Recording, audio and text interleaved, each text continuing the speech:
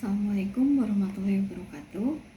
Saya Diana Karti, mahasiswa RPL dari STKIP Muhammadiyah jurusan PBSD.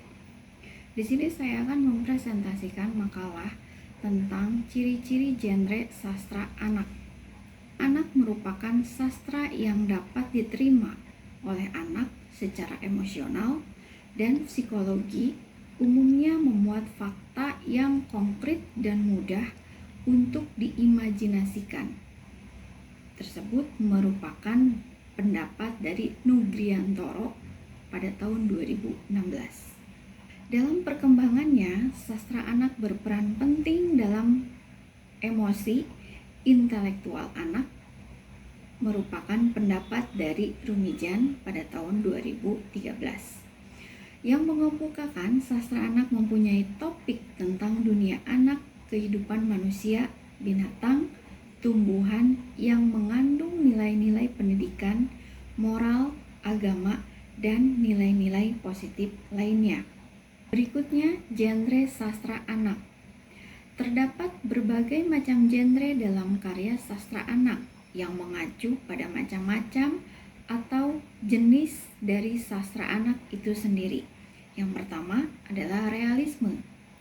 Realisme merupakan peristiwa, aksi, interaksi yang dikemas dengan masuk akal dan dapat dipercaya. Karakteristiknya adalah narasi fiksional yang menampilkan karakter yang menarik dan dikemas dengan latar yang memungkinkan. Yang kedua adalah fiksi formula. Genre ini dapat disebut fiksi formula karena memiliki pola-pola tertentu. Meskipun hal ini tidak mengurangi keaslian cerita yang diorientasikan oleh pengarang, keadaan itu bersifat membatasi. Fiksi formula dapat dikategorikan menjadi 3, yaitu cerita misterius dan detektif, yang kedua cerita romantik, dan yang ketiga adalah novel serial. Berikutnya adalah fantasi.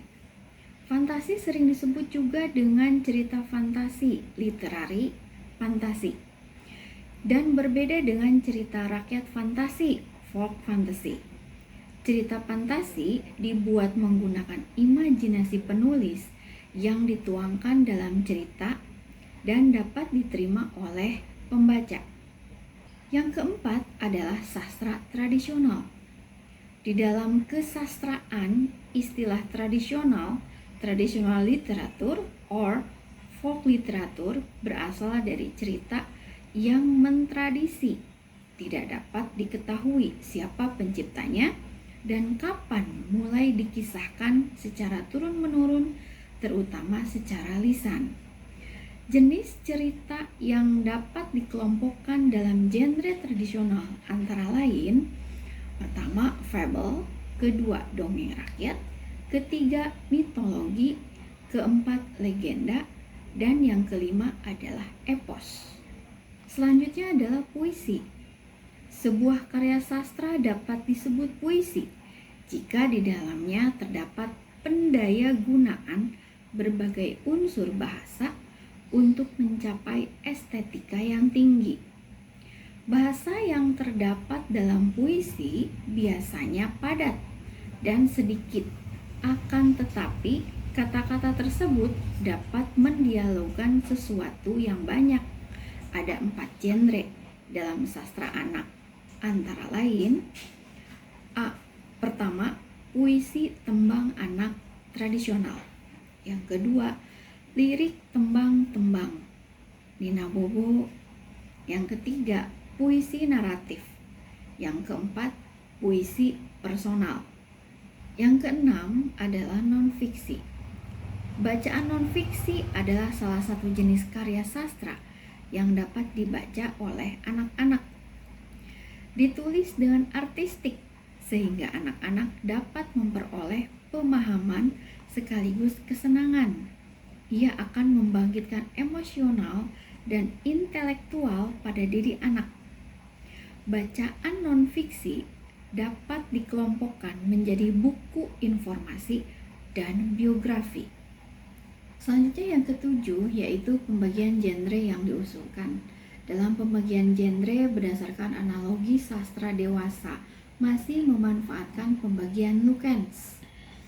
Genre sastra anak cukup dibedakan ke dalam fiksi, non-fiksi, puisi, sastra tradisional, dan komik. Dari beberapa pendapat di atas dapat disimpulkan bahwa genre sastra anak mempunyai berbagai macam karakteristik di mana hal tersebut disesuaikan dan diperuntukkan oleh anak. Berikutnya adalah ciri-ciri sastra anak. Yang pertama, terkandung tema yang mendidik. Yang kedua, beralur lurus. Yang ketiga, menggunakan setting sesuai dengan kebutuhan anak. Yang keempat, tokoh dan penokohan berkarakter baik. Yang terakhir, gaya bahasa mudah dipahami namun dapat merangsang perkembangan bahasa anak. Selanjutnya adalah kesimpulan dari makalah yang saya susun. Kesimpulannya adalah genre dapat dipahami sebagai suatu macam atau tipe kesastraan yang memiliki seperangkat karakteristik umum, kategori, pengelompokan karya sastra berdasarkan style, bentuk, atau isi.